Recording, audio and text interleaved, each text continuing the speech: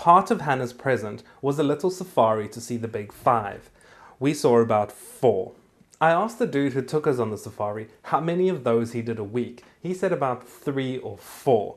Now, this was 2 weeks ago, so I'm sad to say I don't think he's with us anymore. Rest in peace. I'll tell you why I say that. At one point, he took us to see a tree.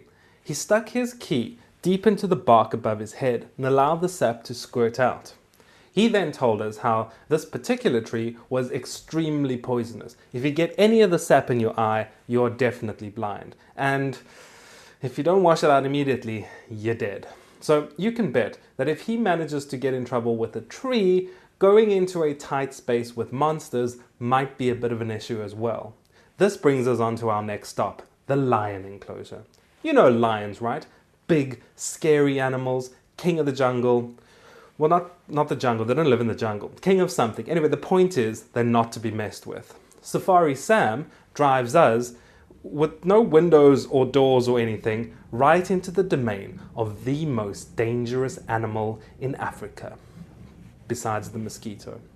And he says to us, and I quote, "I like you guys. I want you to get some really good photos."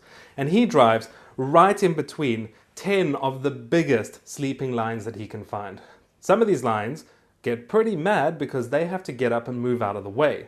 The lions then look up at me as if I'm the crazy son of a bitch causing them to reevaluate their zen. But they calm down, crisis averted, and they fall into a deep, I'll let you off this time, sleep. Our fearless leader was not having this though. He says, watch this. He revs his truck as loud as he can, causing the lions to have the biggest shock of their life and justifiably spring into kill the intruder mode. Now, I fully expect that these lions are one day going to snap and eat this guy and all of the tourists that he brings along with him. Luckily for you, my devoted fan, that is not how my day ended. And so, I went to South Africa and did not die. Not even once. I call that a victory.